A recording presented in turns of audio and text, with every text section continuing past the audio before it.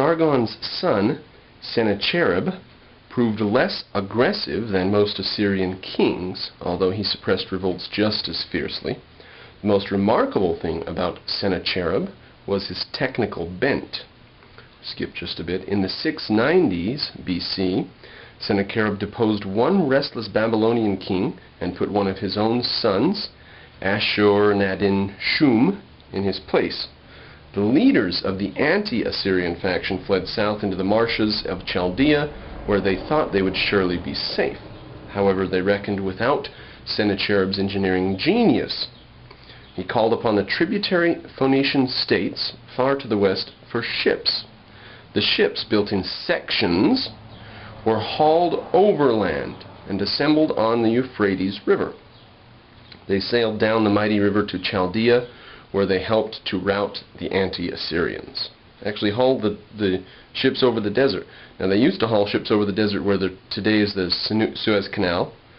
They used to haul them across the sand, and they used to haul them over the connection that connects the Peloponnesus to northern Greece. The Peloponnesus is the area that Sparta mainly owned.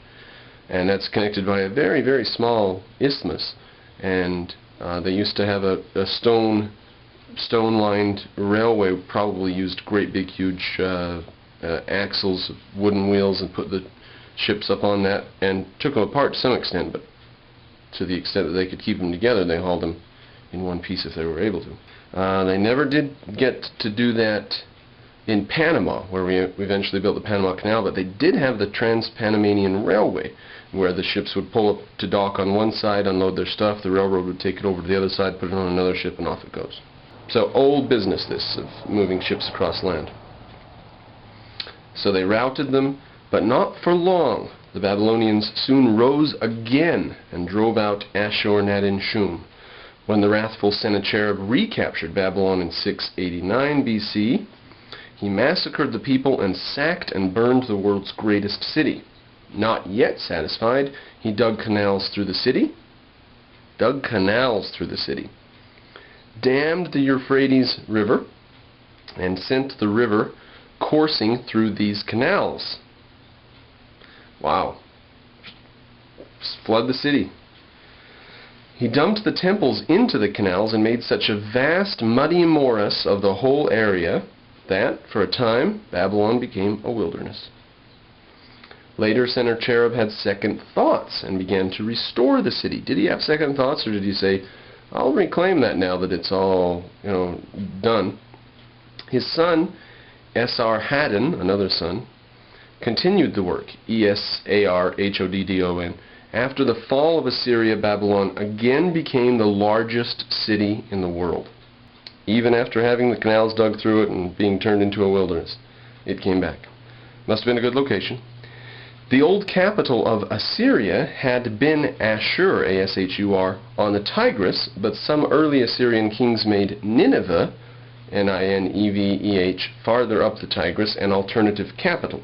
Although Sargon II built a new capital still farther north, Sennacherib abandoned his father's city and adopted Nineveh for his home. And later on, when the Assyrians fell, who took them out? The Sumerians?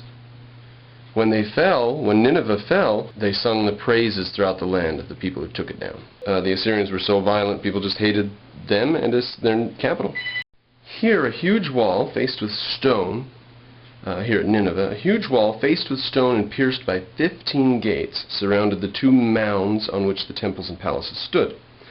The rest of the area, an irregular quadrangle, about 1 mile from east to west and 3 miles from north to south, was occupied not only by the dwellings of the common folk, but also by public parks and the orchards of private citizens. For his private garden, where storks clattered and pet lions prowled, Sennacherib designed an improved swape with a copper bucket and posts of timber instead of dried mud. Now, I believe a swape is a thing that's pivoted, a huge pole that's pivoted, and it's got weights on one end, and at the other end it's got a bucket to carry water, and you put it down in the water, get some water in the bucket, lift it up, swing it around, and dump it on your crops. And it's kind of like a really slow, extremely labor-intensive pump. And they used to use chunks of dried mud at the end. And he says he uses posts of timber instead of dried mud. To water all of his fine plantings, Sennacherib undertook a vast scheme of waterworks. He personally toured the countryside near Nineveh, striding over plains and toiling up mountains to choose the sites for his constructions. 10 miles north of Nineveh, he dammed the river Tebitu, T-E-B-I-T-U, which descended from the north to flow through the middle of Nineveh and empty into the Tigris. So it was on a tributary of the Tigris, Nineveh was. The reservoir thus created, he brought a canal down to the city. Since the grade of the canal was less than that of the river, the canal water arrived at Nineveh high enough to be used for irrigation without hoisting. Good deal.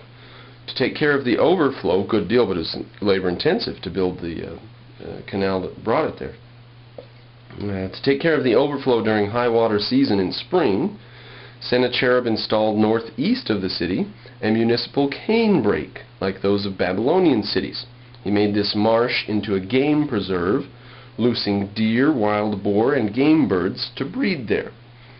Now, this is a cane brake.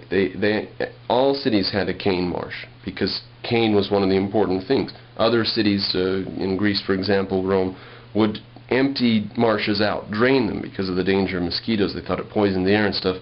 In the Middle East, you had to have a marsh because you had to have these reeds to build your houses and roofs and stuff with.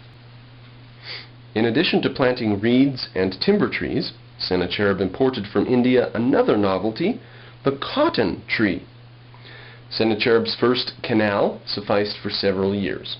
When the city outgrew it, the king dug another canal to the northwest, where it tapped another stream.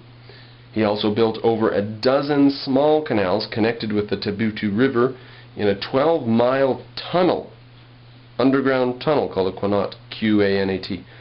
A 12-mile tunnel to bring water to Arbela, a city east of Nineveh. When these schemes also were outgrown, Sennacherib took his most ambitious project. He went more than 30 miles from Nineveh to the watershed of the Atrush or Gomel River, A-T-R-U-S-H or G-O-M-E-L.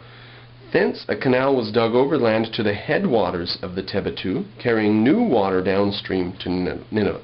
So they just took that canal and put it over here into this river. They took that stream, and that stream's water is now in this stream, which goes through their city. Where the canal crossed a tributary of the Atrush Gomel near modern Jerwan, or Jervan, Sennacherib built an aqueduct. Canal comes along, here's a stream we have to go over top of, an aqueduct. That's right, a long time before the Romans got going on theirs. This is in, what, the 680s BC, 670s BC, and the Romans aren't going to start theirs for a few hundred years. This was a remarkable piece of construction for its time. It was made of cubes of stone, well, 1 cubit on a side, that's 20 inches on a side. In the actual channel, a layer of concrete or mortar under the uppermost course of stone prevented leakage. The aqueduct crossed the stream on a 90-foot bridge of 5 pointed corbelled arches over 30 feet high. Now you might say, how did they do it before the Romans came along with the arch? Well, they did have an arch. They had a corbelled arch where you just put the stones in, and each new stone you put a little further in, like that. And it sort of goes up like that. And it's not as sturdy as a real arch. Simply isn't. But, to hell, it works.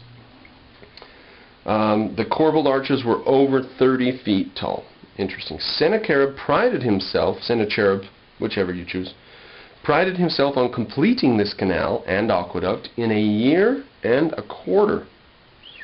As work neared completion, he sent 2 priests to the upper end of the canal to perform the proper religious rites at the opening. Before the ceremony, however, a minor mishap occurred. The sluice gate at the upper end of the canal gave way, and water of the Atrush Gomel poured down the channel without awaiting the king's command. Oh dear. Sennacherib at once looked into the occult meaning of this event and decided that it was a good omen.